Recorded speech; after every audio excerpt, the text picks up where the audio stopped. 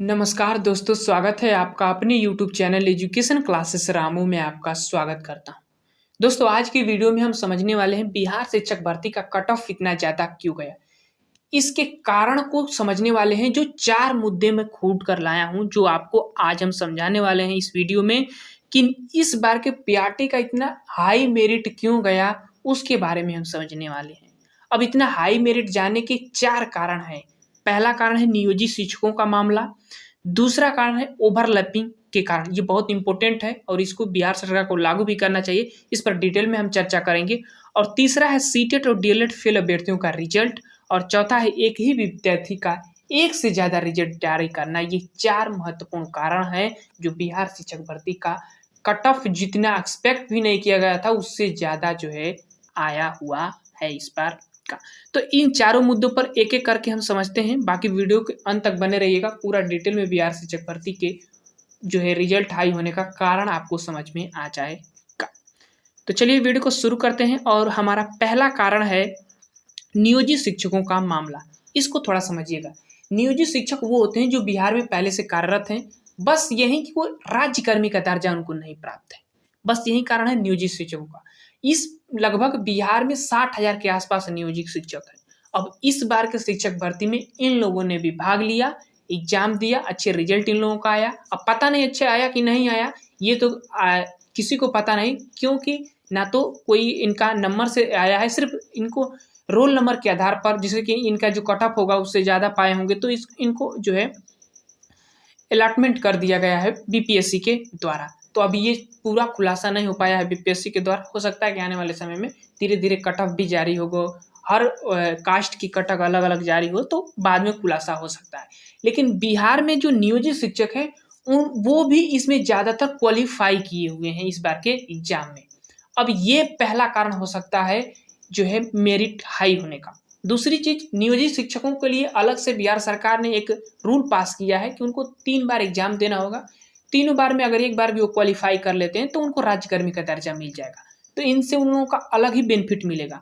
तो ये भी एक बहुत महत्वपूर्ण पॉइंट है कि जब आपको नियोजित शिक्षक के लिए अलग नियमावली बनाए हुए हैं, तो फिर इन लोगों को इसमें जॉब देने की क्या ज़रूरत है, पहली चीज़। दूसरी चीज़, नियोजित शिक्षक के कई रिजल्ट जो मैंने इंटरव्यू भी देखा बीपीएससी गेट के सामने, तो में कई अभ्यर्थी आए हुए थे जिसमें उन लोगों का मामला ये था कि वो बीपीएससी के इस एग्जाम में क्वालिफाई किए हैं तो इसको ज्वाइन करें, या जो नियोजित शिक्षक का अलग से नियमावली आया है उसमें वो जाकर ज्वाइन करेंगे। तो ये 2 चीज़ें उन लोगों को सस्पिशन बना हुआ है। अब उस इसी सस्पिशन को दूर करने के लिए वो बीपीएससी के सामने आए थे सलाह लेने के लिए। तो ये पहला चीज़ नियोजित शिक्षक का मामला। अब नियोजित शिक्षक को इसमें नहीं शामिल करना चाहिए था बिहार सरकार को, लेकिन अब देखने वाली चीज़ होगी कि आगे क्या होता है। पहला मामला आपको समझ में आ गया, नियोजित शिक्षकों का मामला। पहले इनको हटाया जाए, तभी मेरिट जो है कम हो सकती है। दूसरा मामला है ओवरलैपिंग का। ये तो बहुत ज़्यादा ट्रेंडिंग मामला है ओवरलैपिंग का। ओवरलैपिंग का मतलब कि गर्ल्स का अलग एग्जाम हुआ और लड़कों का अलग एग्जाम हुआ। अब दोनों का पेपर सेम नहीं था, तो कट ऑफ भी अलग से इन लोगों को बनाना चाहिए था, लेकिन ये काम नहीं किया गया, ओवरलैपिंग वाला काम नहीं किया गया। एकदम डायरेक्टली इन लोगों के एग्जाम डायरेक्टली इन लोगों ने एग्जाम के आधार पर रिजल्ट इन लोगों ने निकालने का कार्य किया। दूसरी चीज़ यहाँ थोड़ा समझने वाली होगी, ओवरलैपिंग को मैं थोड़ा लिख कर आपको समझाता हूँ। जैसे अगर मैं बात करूँ तो 10 सीट मान लीजिए कि है एक एग्जाम्पल के तौर पर, और 10 सीट में क्या होता है कि 5 सीट जो है लड़कियों को दिया जाता है, 5 सीट जो है अलग से जो है एग्जाम अलग होता है, जिसमें आप लड़के भी हो सकते हैं, लड़कियों भी एग्जाम क्वालिफाई कर सकते हैं।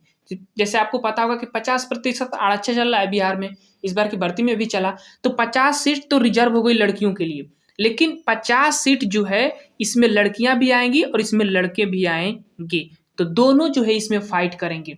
तो यहाँ वो मामला, ये मामला एक और है कि जैसे कि लड़कियों का पेपर लो था तो उनका मेरिट हाई गया होगा, और जब हाई गया होगा तो वो क्या होंगे कि अगर 68 से ज़्यादा पाए होंगे, ये चीज़ ध्यान रखिएगा, 68 से ज़्यादा जिन लड़कियों का होगा नंबर, उनका न इस 50% महिलाओं के आरक्षण में जोड़कर उनको सीधे यहाँ पर आ जाएगा, 50% के बाद वाला जो सीट बच जाता है, यानी कि वो लड़कों वाले सीट में आकर फाइट करेगी। ये सुप्रीम कोर्ट का आदेश भी है, तो ये चीज़ समझिएगा।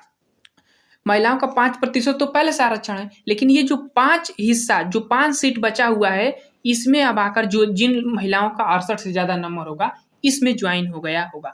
तो ये भी कारण बना हुआ है बिहार शिक्षक भर्ती की कट ऑफ हाई होने के कारण। और ओवरलैपिंग अब करना चाहिए बीपीएससी को, लेकिन ऐसा बीपीएससी ने नहीं किया। देखना होगा आगे समय में क्या होता है, वो तो आगे ही पता चलेगा। तो दूसरा ओवरलैपिंग वाला कारण आपको समझ में आ गया होगा, जो कि 50% महिलाओं का तो आरक्षण ही है, लेकिन 50% आरक्षण के बाद जो 50% की सीट बढ़ जाती है, उसमें लड़के और लड़कियां दोनों जो है नंबर के आधार पर क्वालिफाई कर सकते हैं। बस ये चीज़ ध्यान रखिएगा कि जो लड़कों का मेरिट बना हुआ है 68 के, उससे ज़्यादा अगर लड़कियों का नंबर आता है तो वो सीधे डायरेक्टली लड़कों वाले सीट में आकर क्वालिफाई करेगी। यही जो है मेन कारण बना हुआ है लड़कों का ज़्यादा नंबर जाने का। आशा करता हूँ दूसरा भी समझ में आ गया होगा, ओवरलैपिंग का मामला। तीसरा मामला को समझते हैं। तीसरा मामला और चौथा मामला एक आसान है। इसमें क्या हुआ है कि जो सीटेट और डीएलएड का की एग्जाम दिए होंगे अपेयरिंग छात्र जो थे, वो क्या हुआ था कि इस बार का सीटेट का एग्जाम थोड़ा हाई था, तो कई अभ्यर्थी, ज़्यादातर अभ्यर्थी फेल हो गए। तो इस कारण से हो सकता है कि सीटेट के अभ्यर्थी जो फेल हैं उनका भी रिजल्ट इसमें आ गया है।